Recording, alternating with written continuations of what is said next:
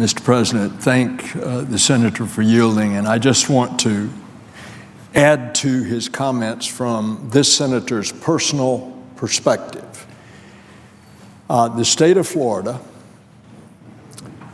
presently has 94 infected cases that we know of, including 5 pregnant women that we know of. We also have a very mobile and sizable population of Puerto Ricans. Go to that island, and lo and behold, it is estimated that 20% of the population is infected. And upwards of close to 100 cases, multiple hundreds, that we know of. On the number, the actual number, I think, is in the 80s of pregnant women that we know of that are infected. Now, as the leader has already described, this has horrendous consequences, not only to the families, but the cost to society because of the deformed babies that result, and not necessarily at birth. These defects may come years later, but that is a huge cost to society, not even to speak of the human tragedy. And so is it any wonder that I join with the minority leader in begging for this emergency appropriation of $1.9 billion. The record should reflect the people of Puerto Rico are American citizens.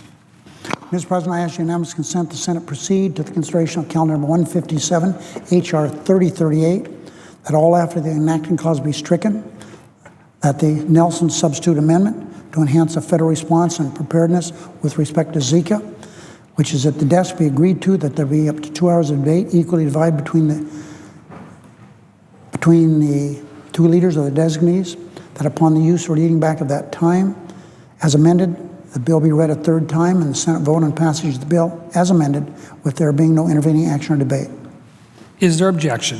Mr. President. The Assistant Majority Leader. Mr. President, reserving the right to object, there is bipartisan support for doing what we need to do to address the Zika virus, which, as the senator from Florida correctly points out, has affected the territory of Puerto Rico pretty dramatically. Fortunately, according to the latest statistics from the Center for Disease Control, there is no single case in the continental United States of a mosquito-borne infection of somebody on the continental United States. But that's not to say this is not a serious matter. In fact, it is. That's why Republicans were glad to see the administration use the unexpended funds for the Ebola crisis, some $500 million, as a down payment on what is going to be necessary to deal with this. But the fact is, our friends across the aisle have requested a $1.9 billion blank check. They haven't told us what the plan for the use of the funds is. And the bill that Senator Nelson has filed, he said those funds will be spent until they're gone. And of course, it's emergency spending, it's deficit spending, adds to the debt, but it completely lacks any sort of accountability that would only come through a regular appropriations process where we consider this in a deliberate sort of way. So I have a number of questions for the senator that I would like to ask. I would just say that I've traveled to the Galveston National Laboratory that's done some world-class research in this area, and also on the Ebola virus and other infectious diseases. Last Friday, I was in Houston at the Texas Medical Center talking to the experts, trying to learn more about this so I could do my job as a senator in a responsible sort of way. So we all agree that this is a serious matter and it should be negotiated on a bipartisan basis, but we should at least have a plan from the administration for how the money is going to be spent. There is no plan. It's a blank check. And until we get a plan and can sit down and avoid the histrionics and the gamesmanship and the partisanship on something that should be nonpartisan, will object to the request. Mr. President, The objection is heard. my friend, the assistant Republican leader, has a lot of nerve. There's been a lot of states affected with emergencies in the last decade, but Texas had its share, and we have been willing to help them on floods and fires and all the other problems that they've had. Some of them man-made, some of them not so. Those were emergencies. This is an emergency. And for the Republicans to come to this body this morning and say, there's no plan. There's a plan. Of course, there's $1.9 billion. Pay back the money to Ebola so we can continue in that. That's 500 million right there. 500 million right there. We also want to do something to help Puerto Rico, which needs to be done. That's approximately $200 million. We have some, the rest is for some help in the countries, the minimal amount for countries outside the United States where these mosquitoes are breeding, try to do something about that.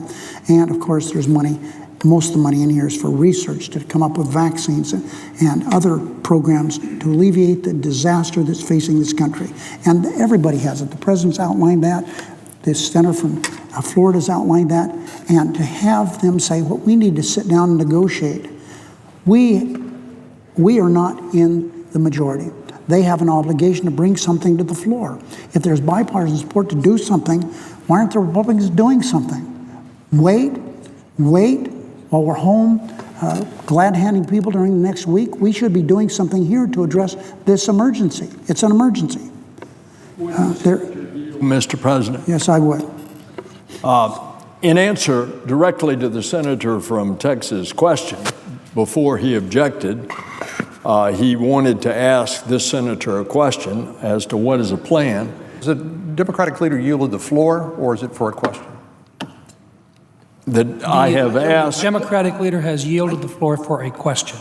All right, then I will put it in the form of a question. Would the Democratic leader believe that this senator has spoken many times on the floor, laying out the specifics of the request of $1.9 billion, which includes the replenishment of $589 million back to the Ebola fund, which had been advanced to fight this emergency? Would the senator believe that? And would the senator further believe that I have in my hand that breakdown, and at the appropriate time would ask that it be inserted in the record? Mr. President, to my friend from Florida, yes. And where did he get that information? In preparing this legislation, he got it from the administration. Everybody knows what's in this legislation. What my friend, the assistant Republican leader, said is nonsense. If there's some bipartisan support, and I'm confident if they would come up with something, we would do our best to try to support. But this is the legislation we need. This is a desperate situation, and it's going to become more desperate as each day goes by because the summer season's fast approaching.